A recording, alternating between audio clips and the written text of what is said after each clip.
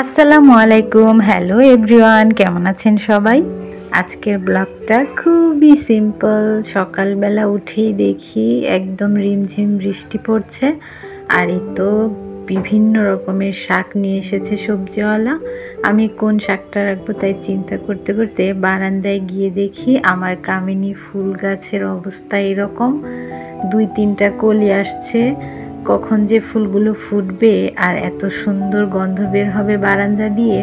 তো এরই মধ্যে পেপারওয়ালা পেপার দিয়ে গেল, পেপারটা একটু চোখ বুলিয়ে নিলাম আমি। এখন যাব সকালের নাস্তা বানাতে। এই তো আমি রুটিগুলো ফ্রোজেন করে রেখেছিলাম ফ্রিজে, আর এই যে একটা কিউট রুটি রাখার জন্য আমি কিনেছি। এটাতে আমি রুটি ভেজে রাখি। এগুলো আমি অনেক দিন ধরে খুঁজছিলাম, তারপর পেয়ে গেছি। এগুলোকে আমি এখন ভাজবো, আমার জন্য ভাজবো, কারণ আমার ছেলে স্কুলে গেছে, ও যখন আসবে তখন ওকে ভেজে দেবো ওরগুলো।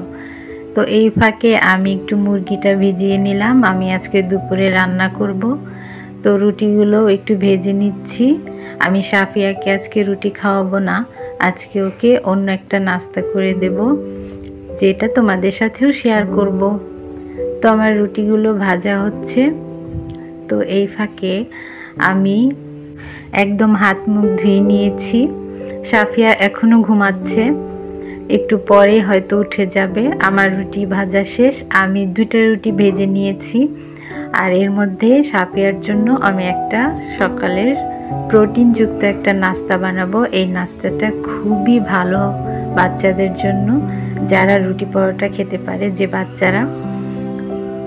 গাজরটাকে একদম আমি এই সালাদ মেশিন দিয়ে একদম কুচি কুচি করে নিয়েছি। এরপর আমি এখানে আরও কিছু উপাদান দিয়েছি। ডিম তো দিয়েছি দেখতে পাচ্ছ, কিন্তু অন্যান্য উপাদানও আছে এখানে। এই রেসিপিটা যদি দেখতে চাও অবশ্যই আমার সনিস হেসেলগড় পেজে একটু দেখে নিও। তো আমি এটা দিয়ে দিলাম। এটা কিন্তু হতেও বেশি সময় লাগে না, মাত্র 5 মিনিটেই হয়ে যায়। তো এর ফাঁকে আমি সাফিয়াকে উঠিয়ে ওকে হাত মুখ ধুয়ে দিয়েছি এবং ওকে সোফায় বসিয়ে দিয়েছি।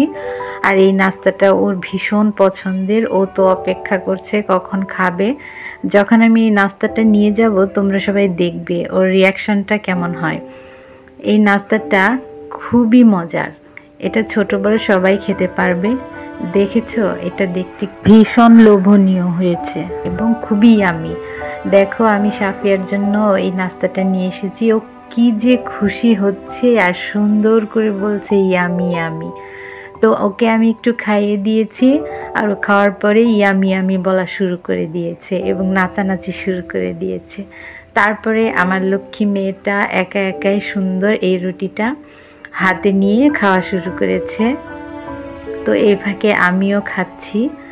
তো ভাবলাম ওর সাথেই বসে বসে একটু খাই। তো আমরা 2 মা মেয়ে মিলে বসে বসে খাচ্ছি, বাসায় তো 2জনই। আর আমার ছেলে যখন আসবে ওর জন্য আমি ভেজে দেব, ও তখন ওর নাস্তাটা করে নেবে। এমনিতেই ওর পরীক্ষা চলছে, আজকে হচ্ছে একসাথে 2টা পরীক্ষা। আস্তে আস্তে প্রায় 1:30টার মতো বেজে যাবে। তো এর জন্য আমি তাড়াতাড়ি রান্নাটা বসিয়ে দিয়েছি, মুরগিটা বসিয়ে দিয়েছি। আর আজকে করব বরবটি আলু দিয়ে কুচি করে কেটেছি, এটা চিংড়ি মাছ দিয়ে রান্না করব। এই 2টা রান্নাই আজকে করব। দেখো, আমার মুরগিটা রান্না হয়ে গেছে এবং আমার বরবটির রান্নাটাও হয়ে গেছে। তো দুপুরের লাঞ্চ এটাই আমাদের। তো আজকে এ পর্যন্তই। আল্লাহ হাফেজ সবাইকে।